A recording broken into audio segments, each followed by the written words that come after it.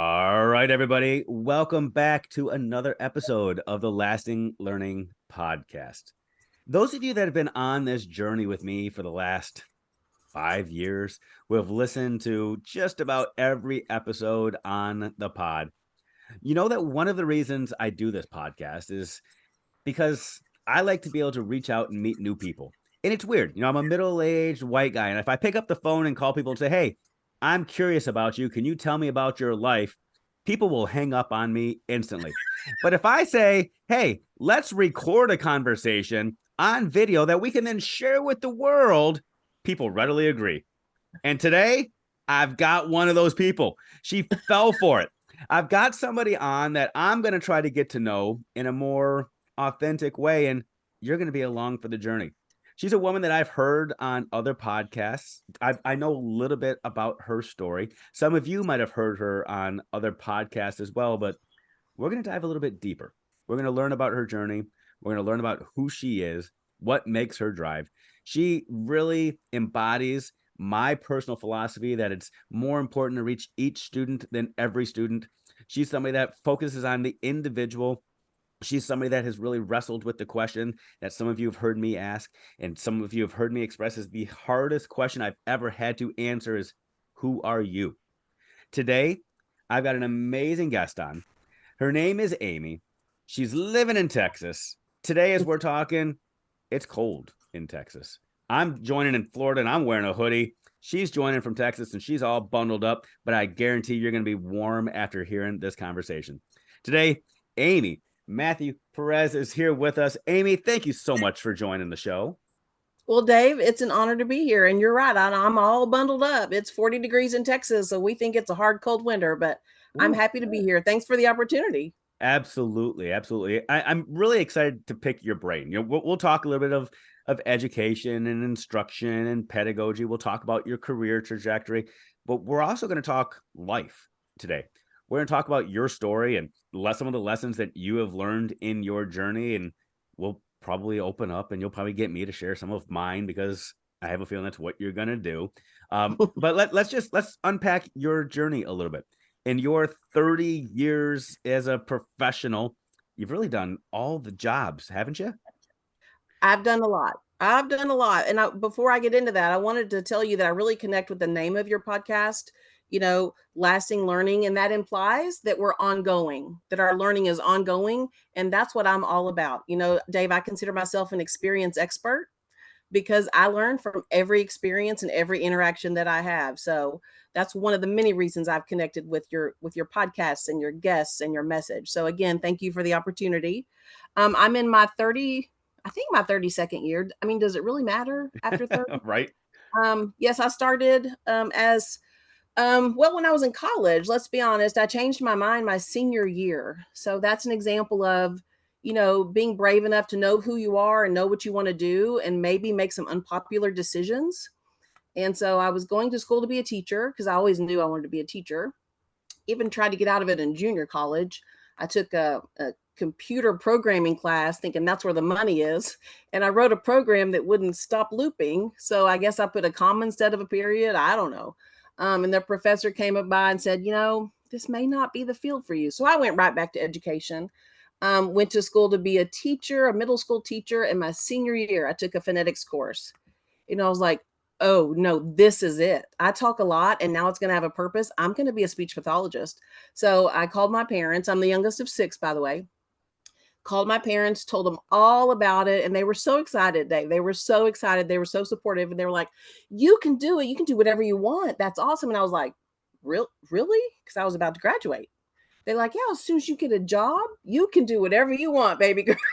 So that's what I did. I graduated, started teaching middle school, actually as a substitute teacher in January. So, they had subs all fall. And then got hired a week after being a PE sub, got hired to teach theater and speech to 6th, 7th, and 8th graders. And then started my college journey is what I call it. I was in college part-time or full-time for 26 years. Just kept going and going and going. And so then I became a speech pathologist, worked as a speech path in the same district that I went to school and graduated from, became an educational diagnostician, assistant principal, principal, director of special ed. Now I'm a director of special programs. So that's a Polaroid picture of a 4-hour 3D movie. But there's so many similarities between our journeys and our stories. I went to college thinking I was going to go into another career. I thought I was going to go into broadcasting, and then Mm, ended up as a middle school teacher and followed a very similar path and did all the things.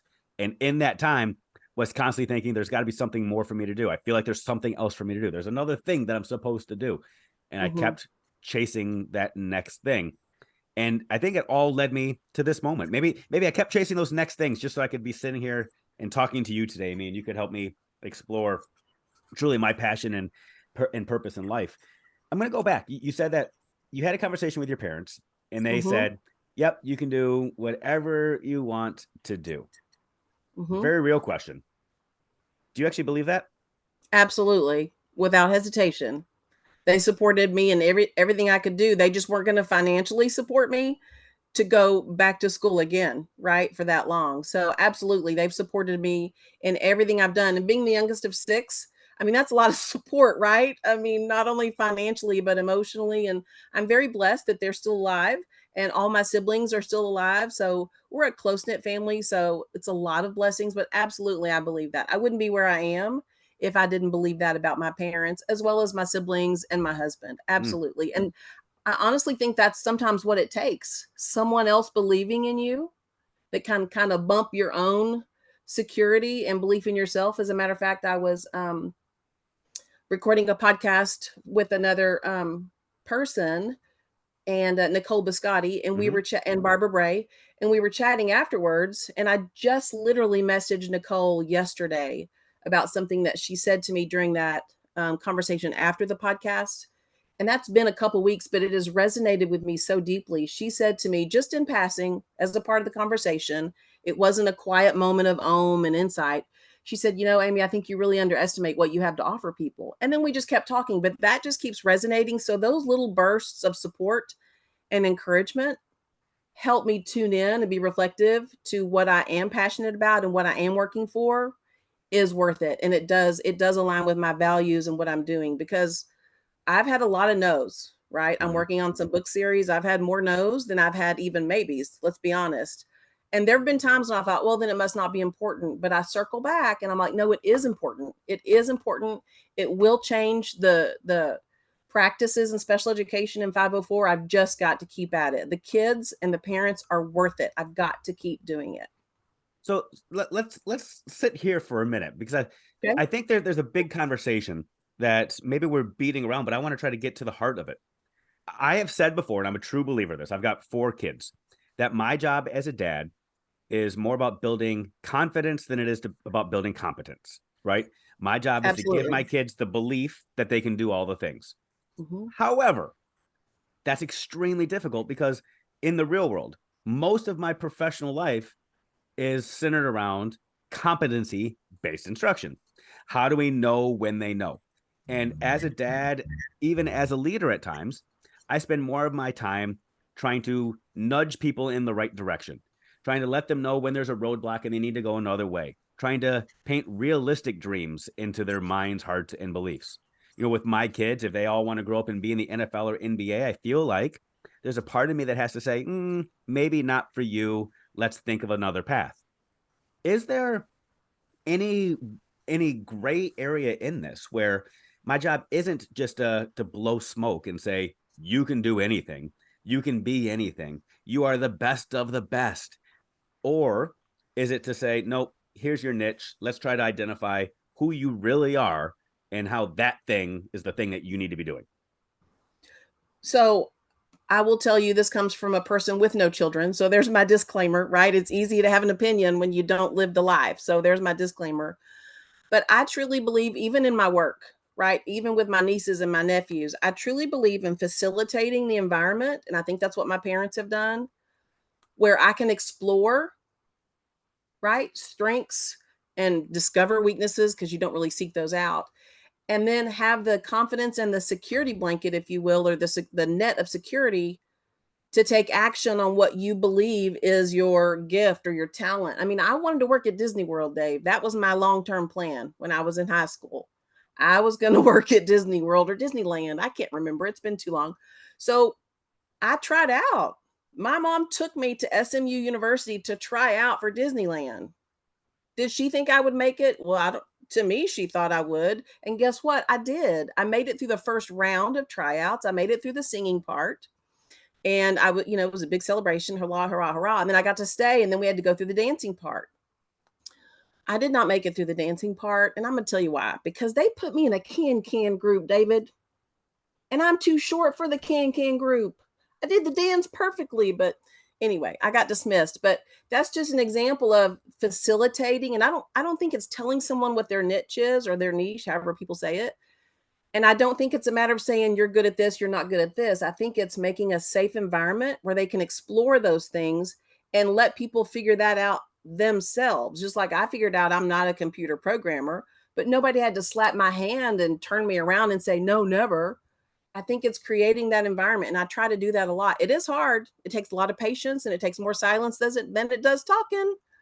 Yeah. But to create that where people are confident enough to explore it. And then when you see, as the parents, or as the grown-ups as I call them, when you see that person flourishing and really engaged and loving what they're doing, and maybe even losing a sense of time because they're so into it, you can help them realize, wow, did you realize you just spent 3 hours editing that podcast? That must be a passion of yours, Yeah. when they may not even realize it's a passion. No, I think you're spot on, right? I think in the world that we live in today, we tend to live in this world of hyperbole where people live on one extreme or the other. And I Mhm. experienced this at the soccer field with some of my kids, where some of the moms feel like their kid is the star and they do no wrong. Anytime the referee blows the whistle, it's not little Johnny's fault because he makes no mistakes. And little Johnny, in his quest to gain confidence, is given a false sense of reality. Mhm. Where I feel like my charges with my kids is to give them the confidence to try, give them the confidence to fail spectacularly, and the confidence to not feel shame when they make mistakes. And I think what we've become in America today is we hear those taglines like confidence over competence, and they think, okay, that means I'm just supposed to blow smoke and act like you make no mistakes and come to your defense at all times. And that's not the reality. The goal is to give people that realistic preview. When I began my journey into working in higher ed, my first job as a professor was at a right to try university. A right to try university means they didn't take SAT scores, ACT scores. As Mm. long as you had a high school diploma, you were willing to come in and we'll give you a shot. We'll let you try. Mm. But we're not going to water things down. We're going to give everybody an equal opportunity to try. And if it doesn't work for you, it doesn't work for you. And I think that's what we have to get ourselves to. I'm a big believer that one of the biggest barriers to growth is getting defensive instead of getting reflective. And we've created this environment with creating confidence with people that they get defensive as opposed to looking back and saying, no, I messed up and I'm going to do something different. And that's okay. You've had the opportunity throughout your career by gaining so much confidence that you are so comfortable in who you are that you can look back and say, oh, I made some mistakes. I've changed careers. I've made other plans, but hey, I'm happy with who I am and I'm going to keep on moving. I don't care what you think about me. Let's keep on rolling. How did you, how did you get such swagger? And it really is a humbling confidence, that oxymoron that exists. Where does it come from? Does it just come from mom and dad instilling that in you and telling you all the time, yeah, you can do it. Go ahead. We got your back regardless. Well, I think that's part of it. I also think that, and this is a very common phrase, but I'm going to dig into it a little bit deeper. I don't lose. I either win or I learn. I'm either successful or I have a lesson. And that sounds, like I said, very common, but it is the truth. I learn from every single thing that happens to me, whether it's a positive experience or a negative experience. And I'm not the Pollyanna. I'm not hearts, rainbows, and flowers. I am a silver lining person. Even in the worst tragedy, I figure out for myself, what did I learn from this? How is this going to make me not better, because that implies that I'm horrible, but how is this going to grow me? How is this going to make me evolve? And how am I going to use this learning so that I can evolve and continue to develop, which is the domino effect, right? To developing my passion. And then I push that through communication and share it with others. Because I'll tell you, there are some lessons that I learned that are just for me. I'm not going to share those with other people, but they impacted who I am and they impact how I do things. But other lessons that I learn, they're still gonna impact me, but they're also ones that I'm gonna share with other people because I don't fail. I just learn, and I'm okay with that. Sometimes I have to learn more than once. Let's be honest. That's true. And sometimes I learn lessons the hard way, but I've learned from it. And what am I going to do with that? What am I going to do with that? I'm not just going to shut it out and blame everybody else. I'm going to say, okay, what did I learn from that? How is that going to impact me? And how am I going to use that to empower other people? I'm not going to say, oh, don't do what I did because it was a big mess up. Not necessarily. Some people might want to hear that and some people might learn from that, but most people won't. Is that it could be a blunt question here. Is that a false sense of reality to say that you don't ever fail? I mean, isn't it? Don't we all fail? Aren't there some things that we just look at like, what, that was an absolute cluster and it didn't work? And Oh, yes, absolutely. I fail, there's but here's failure, what but not labeling yourself as a failure. Is that what you're trying to say? correct. Okay. Well, yes, but I do believe there's failure. But that's why I was saying that phrase is very common. I don't fail, I learn. There is failure, but I don't focus on the failure. I focus on, okay, what can I learn from that? Is there something I could have done to make a different outcome? Was this something I was passionate about to work hard enough about it, to work hard enough to get better at it? Because sometimes that even when you fail, you think, okay, so now what? And you have to decide, right? Am I going to try it again and work harder? Or am I just going to let that go and move on? And that's a very personal decision that, you dig down and it ties to your values. Yeah. What do you value? Oh, I've tried lots of things and failed. Don't get that twisted. I'm a capital F failure at lots of things, but I don't focus on the failure. Yeah. I focus on, okay, what did I learn from that? And how is that going to impact me? Right. Yeah. I learn every day. I mean, I am married to the love of my life. We've been married almost 23 years, and I still learn every day how to better facilitate the relationship and the communication. And it's pretty ideal, but I still learn. Mm. Well, I'm glad you clarified, because I was going to go back and say and ask you. So if you've never failed, explain to me again why you're not a computer programmer, right? It's sometimes we look at those failures and we just get defensive, but you took it Right. and said, no, let me use this to propel me forward. And so when you look at where you are right now, Mm-hmm. we could talk about career identity and who you are as a woman and all of those things. What drives you today? Like what are you still pursuing? What are you still chasing that you haven't quite gotten yet? Well, I love the way you said that because I don't really see it as chasing. I see it as listening and responding to what my passion is. Because to me, chasing means it's in front of me and it's something I have to go get. And resonating and listening means it's something I have to create. So, but what I work on and what drives me is my passion to be the best that I can be. And I know that sounds very corny, but I need to be my best so I can give the best to other people and start that ripple effect of an encouraging and empowering other people. And I can't do that unless I'm a model of that, a model of learning and a model of getting better. And I was thinking a lot over the weekend about how people like to push, push, push. And something that came into my head was, and I had to write it down, you don't have to push, but you do have to press in order to be your best. Because I think a lot of people think, oh, it's 100%, let's go. It's going to be a big deal. It's not. It can just be a little press. It's every little baby decision that you make. And it doesn't always have to be progress. Maybe you eat one donut instead of three. To me, I'm celebrating that progress. Maybe I work out for 20 minutes instead of 40 minutes at the gym, 20 minutes at home versus 40 minutes at the gym. That's progress. I am driven by progress and valuing what other people have to offer and making it all fit, making people understand and feel how their contribution matters, because it does. It all matters. So that's really what drives me. Well, there's a part of me right now, I'm smiling because I know about some of your past career endeavors and how special education has a special place in your heart and Mm-hmm. drives you. And right now you're speaking like every special education teacher I have ever met, right? Where we're going to celebrate every small success and we're going to look for progress over perfection. But then there are other people that hear that kind of stuff and they say, Amy, this is the problem with the world today.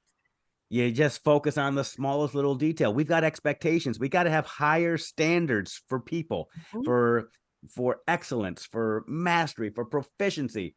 While you're celebrating the small, they're getting away with not having to do the big. While you're celebrating eating one donut instead of the whole box, I threw the box away and I didn't eat any of them. Why are you celebrating? Talk to me a little bit about this, because you know that this is a source of tension with people and in the Absolutely. educational society today, even in the world today, where people have a hard time celebrating progress. And I would argue that those small steps, they are progress. They're always progress because you're making an intentional decision, which is starting to Mhm. trigger and nudge new habit creation. And we Mhm. can get into Mhm. the social psychology of all that later on. But it's progress. But people don't care about progress. A lot of people just care about the final product. Absolutely. Who's right? Do people just need to get a life and calm down? To No, quote one of the most famous no, people in the world today. no. Everybody gets to live their own life, Dave. But the thing is what do you value? What do you value? Do you value the product, or do you value the process, or the progress? Because part of the problem, and I'm not blaming or pointing the finger, is people don't understand how big progress can be to an individual. So it's all relative. It's relative. Progress is relative. You can throw out that whole box of donuts, but that was your choice. Me eating one instead of 12, that's progress. That's going to help me get to whatever my goal is, whether it's healthy, lose weight, or whatever that is. But I think it comes down to values. Do you value the individualization of progress, the individual definition of progress, or do you value this major thing that needs to be accomplished? Which one do you value more? And that's a trick question.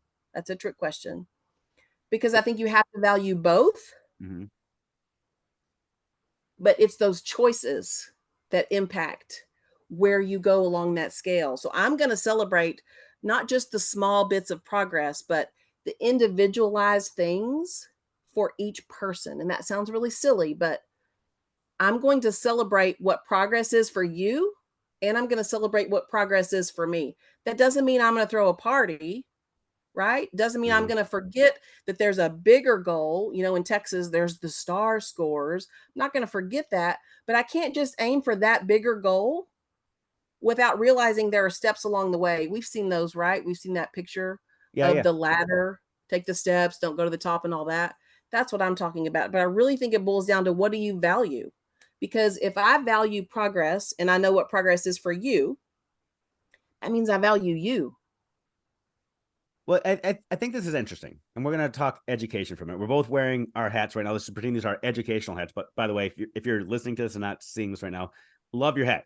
The faith over fear model, I think is solid. So Thank we you. both have our educational hats on right now, and we Mm-hmm. both live in these hot button states right now for education in America, where we are Absolutely. told no politics belong in education.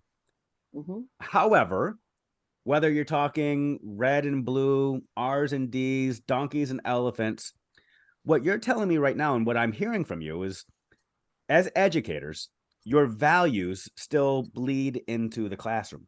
A lot of what I'm hearing from you is it's almost this libertarian idea of free choice. Everybody can kind of choose their own destiny.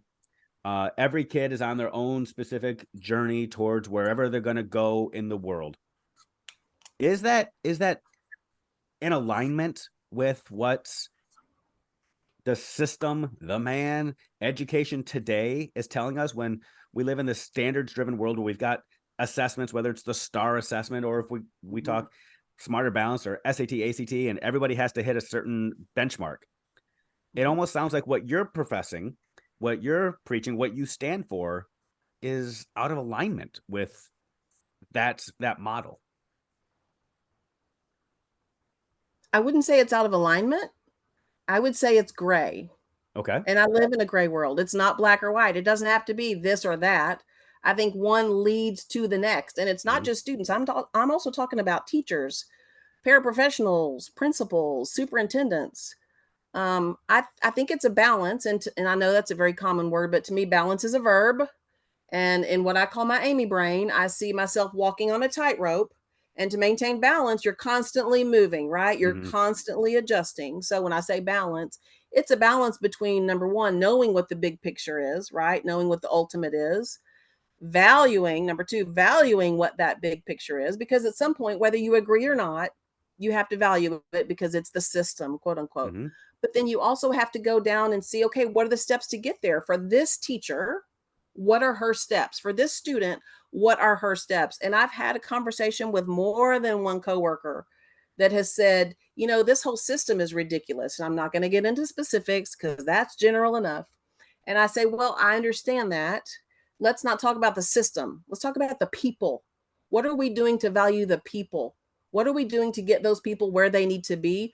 Not so they can fit into the system. Don't get that twisted, but that so we can figure out how the system will serve the people in the system. Mm. And it's hard. I mean, it's a hard conversation.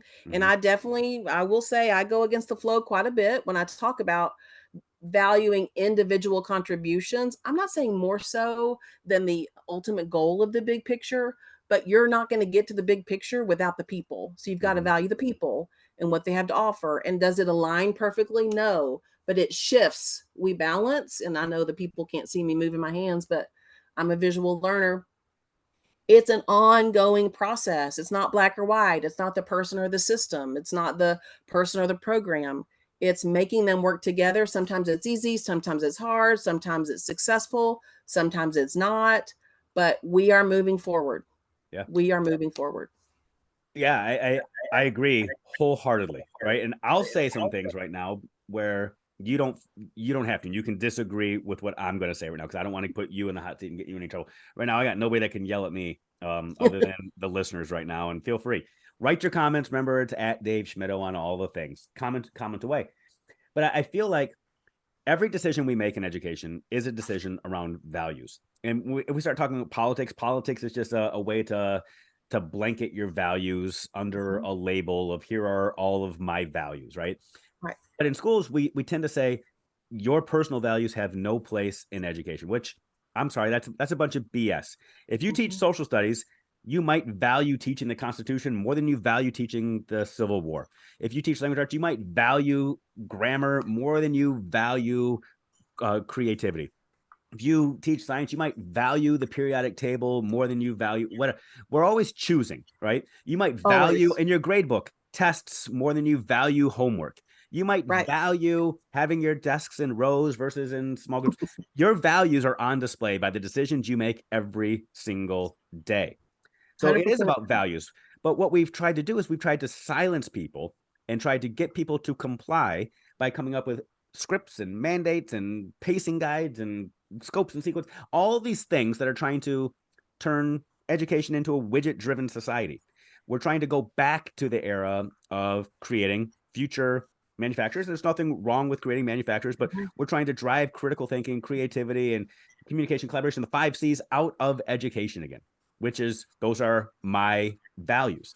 When you can get people to become critical thinkers and communicators and collaborators, you're creating a society now that can thrive in disagreement and continue to Mhm. move each other forward, where you don't have to fear people bringing conversations to the table because people are okay having those conversations. And I'm worried that in our age and our quest to standardize things, we're losing autonomy. And this is from a guy who, again, spends the vast majority of his time talking about standards based grading and competency based instruction and mastery. I believe in all those things, but I also believe that there are a lot of different ways to get people to those levels. And in our quest to save teachers and our quest to make things as equalized as possible, and our quest for fidelity, which is that stupid F word that I hope we get rid of in education really soon, we've Right. created rinse and repeat, teacher pay teacher models of classrooms where everybody's doing things the same way. Everybody wants to be in Pinterest, and everybody's classroom has to look the same. Every student has to be the same, and it's driving me bonkers. So that was me saying it. So you didn't have to, Amy. And I say that because you said that you kind of swim upstream at times. And there are times where you might not necessarily agree with the entire system, if you will. And Mhm. And I'm wondering, as this person that has confidence in who you are, your beliefs, your passions, your values, do you ever feel the pressure to conform to whatever you feel like the rest of the world, the rest of society, the rest of the job thinks, if you know it goes against your own personal values and beliefs and ways of doing things? Well, I think pressure is probably the wrong word because, like I said earlier, there is a part where you have to compromise. I don't think you have to compromise your values, but it is your work, right? And my work, I'm lucky enough that my job is aligned with my passion. So I don't mind making those compromises because it's still aligned with my passion. Now, when that alignment is no longer in place, I'm not going to make those compromises. Much like when I was in a previous position as a principal, it aligned with my passion, but at some point that alignment, there was no longer a match. And then the compromises I was asked to make were no longer worth my health or my mental health or my physical health. So I had to leave that position, or I didn't have to, I chose to leave that position. And that was not a popular opinion. Like you're saying, I didn't go against the big picture, but it was not a popular opinion, but it's what I had to do. Like I said earlier, to be the best me, to be able to serve my passion and the people that I serve, right? The people that I want to serve. And I can't do that if I can't do my best if I'm not at my best. Um, but I hear what you're saying, and I do think that it's an ebb and flow. And I'm thinking about a specific instructional program. I'm going to back up. The 5 C's, I agree with you completely. Those need to be in there. People are scared of those because they don't have the skill set to teach it or talk about it or respond to it. So I think that, in my very humble opinion, I think that's all fear based. But those 5 C's take a lot of time, right? Take a lot of money, take a lot of training, none of which public education has, right? We never have enough time, people, or money. So I understand that because some people just want to continue to push through. And I want to give you two examples of the big picture, like what you said, the pressure of the big picture and complying versus individual progress. So one example is we have a specific program that we teach children that have a specific disability. I'm trying to be very politically correct. That is a scripted program, and it is scripted because it is very specialized instruction. I'm not going to give you my opinion on whether that's the best program in the whole wide world to meet that special need. That's not the point. The point is, some people will follow that script to the tone of voice, right? Other people follow maybe the theme of the script and then do their own thing. But in the end, guess what? We're going to measure what progress those children have made. So I agree with you. I don't like the F words in education: fidelity, funding, forms. I got lots of F words that I don't like, Dave. Let's be honest. But we have to measure the children's progress. And so if this program has been proven to work and help those kids make progress, then you do have to follow that program. You don't just get to say, yes, I'm going to follow program ABC, but I'm going to do it my way, because then why follow a program? So I think you got to find the middle of the road there, hold people accountable, but let them be creative as long as they're doing what they're supposed to do for the children, not for themselves. And to me, that's a whole nother conversation, right? Because people will say it's my classroom. Yes, it is your classroom, but you're charged with helping the kids learn. So if, like you said, the desks in a straight row makes you feel good, if that's your value, but if you're teaching theater, that may not be the best setting. So you got to make it work, right? And if it's not working for you, then maybe you're not in the position that aligns with your passion. Maybe you're not in a position that makes you willing to compromise. My second example will be, in Texas, we call them, well, I think everybody calls them IEPs. So writing IEPs can be difficult. And, Texas audits districts every 6 years, yada, yada, yada. And it's an area where people with more than 20 years struggle on how to write a good goal in an IEP. And so when I teach people how to write an IEP, I give them a framework and I say, these are the 4 things that have to be in it, but now you create it. And then I let them create it, and then they bounce it back to me. And we have this bouncing back and forth conversation. Again, I'm not saying, oh, this is wrong, rewrite this doesn't make sense. I'm giving them the feedback of how it will be read by someone who doesn't know any better. How is it going to be interpreted? How is it going to be understood? And through that evolution of conversation, that goal improves. Is it ever perfect? I don't think there is such a thing, but it's better. So again, it doesn't have to be you shall, you will, you must, but I do think you have to have a balance of what's the final product, what's the goal, not the product, what's the goal of the work. And then how we get there can be very individualized as long as, we're not breaking the law. People come to me with ideas and I'm an out of the box thinker. I don't even think I have a box, let's be honest. And I always say, look, if it's not illegal, I'll try it. Mm-hmm. If it's, as long as it doesn't hurt kids or break the law, I'm going to try anything you want to try to help kids learn and to help staff, whatever it is they need, feel more confident, try new strategies, whatever it is, I'm willing to try it. When I think it comes back to what we started our conversation with building confidence in people, whether they're your kids, your staff, your friends, your family, to try. And that comes with sometimes confronting them with failure, confronting them with the need for correction without also coming at them with judgment, right? There's a study that I was reading recently that was confronting the idea of test anxiety and saying that it's a complete myth. There's no such thing as test anxiety for anybody. What there is there's a fear of judgment that comes from, if I take this test, what will people think of me? Right. Absolutely. And when we're building confidence in people, our goal is to teach them that sometimes you're not going to succeed, but that should never waver your confidence in who you are and what you're capable of. You learn from it, accept the feedback from the failure, from the opportunity to either plow ahead or change directions without taking a second thought to what people are going to think about you. And I think that's what you do with people.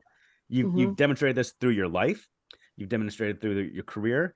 You've demonstrated this from childhood on, which is phenomenal. And it needs to be celebrated. This confidence over competence mindset. But again, it's not popular for some reason because everybody's chasing the gold star. Everybody's chasing the label, the add-on to the resume, their CV, their badge, their email signature. Everybody wants the new flashy thing to be able to say, I'm special, which is ironic. Thinking about your drive, your goal, and how you believe that everybody is special. Yep. So walk me through that oxymoron. So I want to talk about what you said first before I walk you through that oxymoron, because I think what gets in the way, I shouldn't say this, but I'll say not gets in the way, but I think what is coupled with judgment is ego. And I don't have an ego. I am always the first to fail. I fail first. I talk about it. I'm not going to say expose it because that doesn't sound right, but I make it a real thing so that when people that I work with and people that I love and people in my circle see that I fail and see that I survived the failure, that I'm okay. And look, I learned something. Again, not that I'm a role model for it, but it makes that environment better for people to take that risk of failure, because I have no room to stand in judgment. I'm just going to give you feedback, and that's very different than judgment. Now, I've been told that I'm pretty frank with my feedback. I'm pretty straightforward. I don't mince words. I'm not rude, but I'm very direct. I'm working on that. I'm also very loud. I'm working on that. You're just a Texas girl. No shame in that. Well, you're right about that. But I do think ego plays a huge role in that. So one thing that and I'm going to get back to the special thing. One thing that I talk about, pontificate, whatever verb you want to use, is when it comes to our work, my work and special programs, special education being one of those programs, it's not ego, it's we go. You have got to check your ego at the door when you come in to learn how to collaborate, to support a teacher or to support a student or to support a family, because it's not about you. And that is so hard, Dave, for so many people to understand, because they think, oh, but you want my input, you want my ideas. So how's it not about me? Well, because your input and your ideas are important. We're going to look at those. Doesn't mean we're going to do them, but we're going to consider them. But everyone in this collaborative circle has ideas and opinions. So we're going to put those together and create this, net of awesomeness. But it's not your creation. It's a collaborative creation. And I just think ego gets in the way of so many things, But to go back to what's special, and I know it sounds corny. I know it does, but the analogy I use two, but I'll just share one with you, is as adults, there are things that we do for ourselves and expect others to do for us in order for us to be successful. I'll give you an example. I set alarms on my phone. I probably have, if I had to count them, 15 alarms on my phone on a daily basis. Take your medicine, check, call your mom, just alarms for every single thing. That is an accommodation. It's an accommodation that I do for myself because I know that works. And how do I know that? Because I've figured it out through trial and error. The other thing I do is people will stop and say, "Oh, I need this," or "Can you help me with this?" or "Hey, can you remind me to do this?" Which is all fabulous because I'm all about collaboration. But guess what my response is? I need you to email me. I need you to email me. Can you put that on a sticky note? That is another example of an accommodation that my Amy brain needs. So, third example, wasn't going to go there, but I'm going to go there. When I go to Whataburger, best hamburger in the whole United States, not just Texas, I don't like tomatoes. I think they're not finished in the middle. I think they're squishy. I just don't, there's nothing I like about tomatoes. So guess what? I order my Whataburger without tomatoes. That's an accommodation. So as adults, we get accommodations for ourselves and from others for us all the time, and we don't think twice about it. So why is it such a royal issue when we need to give accommodations to students, whether they're identified as special education or 504 or anything like that? We all have those, and that's what makes us special or different or unique, whatever adjective you want to use. But let's recognize that and quit judging that there's something wrong with someone because they need an accommodation. Because you get an accommodation, I can guarantee you, you might not know what that is because you haven't reflected enough about it. And I'm all about removing the label, right? So I have a couple of shirts that both say, "See the able, not the label." There are no special ed kids in the world. There are no GT kids. There are no EB kids. They are kids. They're learners. They are not their label. There's no such thing because as adults, Dave, I don't want to be called by an adjective before I'm recognized as a person. I don't want to be called Angry Amy, even though I'm not angry. I don't know why I would come up with that. I guess because it started with an A. I just want to be known as Amy, not anything that's a shortcoming or what some group somewhere thinks is a gift. I just want to be known as who I am. So that's another soapbox I tend to get on is let's drop the label and let's see the able. I could not agree more. Big believer that labels only limit, no matter if it's a affirmative Absolutely. label or a label from a deficit. They limit who Mhm. you are because you try to live up to that label. Um, there's a lot that you just said there that I'm sitting here and I'm just screaming and saying, yes, yes, keep going, preach, because the only people that have an issue with accommodations are the people that still believe the purpose of school is to sort and select. That you're Mhm. supposed to be using school to try to figure out who's got it and who doesn't got it, who's the good and who's the bad. Mhm. And those are the only people. The people that use school to compare each other are the only ones that have problems with accommodations because they're the ones that preach it's not fair. It's not fair that that person got something that that person didn't. And that's only an issue if you're saying that we're supposed to be comparing kids, which is Mhm. not our goal at all. Yep. Right. That's the way that we've done it for a long time, where we've used school to sift people and to say who's going to go on and who's not going to go on. Mhm. We see this in research when we say people with a college degree end up making X amount of dollars more than people that don't go to college. But what we don't see is what demographics go on to college and how were those kids chosen to go on to college because of the sorting and selecting process that we have done in the K-12 world. In the K-12 world, instead of trying to level the playing field, we continue to perpetuate the myth that we're supposed to be sorting, selecting, picking, and choosing, and defining people's destinies instead of allowing them to choose for themselves. So preach, preach, and preach, Amy, Well, because you got me and I fired up think, right now. well, thank you for that, Dave. And I think it even goes deeper to say, when we look at those studies, what are we valuing? Are we valuing a degree and the money? We have to look at the people and we have to honor what is valued to them in their family unit, in their group, their what's the word I'm thinking of? Their society, their demographics, what's valued there because it's very, very different. Because maybe what's valued in one demographic is they graduated from high school and they have a job. Whereas in another demographic, maybe what's honored is, oh, they got their doctorate degree. But you have to know what their values are and you have to honor those. And that's what it comes back to, knowing and honoring the values for each person, for each group, and helping them get there and helping them see beyond what they see as the finish point, right? The finish line, excuse me.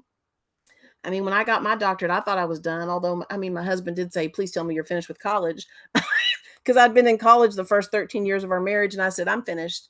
I said, all I want is to go get my O&M and VI certification. He said, I love you. Those are more letters. Please don't. And I said, I'm just joking. I'm finished. But again, that wasn't the end all and be all for me personally. Is it valued in various demographics? Absolutely. Does it define who I am? Absolutely not. All that does, hopefully, is send the message that I'm a learner, that I want to continue to grow and learn more. So I think we have to honor values when they're different than our own. And again, circles back to what you said, Dave, and it comes from judgment, which I think also is tied to ego. Because if I don't value what's important to you, then I've just judged you. Part of that Right. not valuing you is judging you. And that's hard. That's hard, but it can be done. It can be done. It just has to align with where your heart and your passion are all together. Yeah, so good. And I'm sitting here, I'm writing a bunch of other things down that I want to talk about. I want to talk about providing low barriers for access. So I want to talk about just allowing everybody again to focus on that right to try mindset. I Mm-hmm. want to focus on, but I'm not going to go there right now. That's going to be a teaser, and I think I'm going to have to share something else. Or we'll have to come back and have another conversation Okay. soon, where we unpack Pandora's box and really start to explore some of those concepts. But I want to make sure that the listeners right now are able to focus back on you, because we're talking about a lot of things right now that are probably spinning around in people's minds, and a lot of conversations that we've had so far today, from childhood to career to life, politics, education, you name it, we've talked about it. Mm-hmm. But I want you to imagine that you are the listener right now, and all this stuff is spinning around in your head, and you've heard all this stuff, and you're like, okay, but what do I focus on? What's that tangible next thing? What's the thing that, of all else, if you're going to say this is the thing and then just drop that mic and walk off the stage, that's the thing I need to listen to, that's the thing I need to rally behind. I mean, if you had to sum up or give the listeners one little nugget from all of these things to really sink their teeth into and to reflect on, what is it? Well, I'm amused that you think I would have one. So I have two. One is to remember that today you are as old as you will ever be, and you have the most time and space to grow than you ever will. You have more time today to learn and grow than you will tomorrow. So that's one thing I want listeners to remember and reflect on. And the second thing is something that I got from Coach Kurt Hines on X, Twitter X, whatever we're calling it. And it really has resonated with me for such a long time. And that is this: dramatic pause. You had a purpose before anyone else had an opinion. You had a purpose before anyone else had an opinion. And to me, wow. So I've got to tap into my purpose. I've got to remind myself of my purpose, regardless of other people's opinion, and drive on and learn from every experience and align it with my purpose and my mission. So one more time, you had a purpose before anyone else had an opinion. So good. It's a lesson that I've had to learn. And there's Mm-hmm. been people that have been in situations a lot like me, where sometimes you're literally or metaphorically looking off over a railing, wondering, what's the point of all this? What Mm-hmm. does everybody think about me? I'm a failure. You live in shame. But you've got to remember, you've got a purpose. And that purpose, it trumps everybody else's opinion. Your Mm-hmm. purpose was put in place before they came up with their opinions. Your purpose will outlive their opinions. Yes, Most of our opinions don't even last into next week. Hopefully you will. that's true. So continue to outshine it, continue to outlive it. And Amy, I think that you are a walking, talking embodiment of that. Your purpose comes through very loud and clear. You are strong, you are confident, but yet you're also humble enough to recognize that you don't have it all, but what you do have is going to be shouted from the rooftops. And I absolutely love that. You're killing life. You're killing your career. You are just absolutely amazing. I'm so glad that we got to connect today. Me If too. I'm so glad. listeners want to continue to connect with you and learn alongside of you, what's Mhm. the best way for them? Obviously, all this stuff is linked in the show notes, people. If you want to take that extra Right. step and actually do the work, click the Do the show work. Do notes. the work. I But promise if I'm worth it. but if you're lazy and you're like, no, I'm just going to listen and I'm just going to sit Yeah. here and type on my phone and start following or connecting. All right. Talk to the lazy people. Okay. How can they get a hold of you? Okay, lazy people. Those are my people, by the way. Um, the best way is Twitter, X, whatever we're going to call it, at Dr. Amy MP at Dr. Grow to Know. And see, even my name reiterates the fact that I know I need to grow to learn more. So Dr. Grow to Know, just find me there. That's the best way. I'm still developing my other social media platforms, but I live there a lot and I would love to connect with people. There you go. So people, if you couldn't understand that Texas accent and you just need to see it in print, it's in the show notes. Grab it. I do not have an accent, Dave. Come on Sorry, now. sorry. For those of you that live in New York and you have that accent, she doesn't. Those of you that might live in another nation, the Texas accent apparently is the true American accent. So, but if you need to see how to spell it out, it's all in the show notes. Click it, Yep. follow her. You'll continue to learn. You'll continue to grow, and you'll continue to flourish in your own confidence in who you are. So, again, Amy, thank you so much. This has been an amazing episode. I love getting to know you, and we will do this again really, really soon. Awesome. I'm so grateful for the chance to get to know you too. Appreciate it, Dave.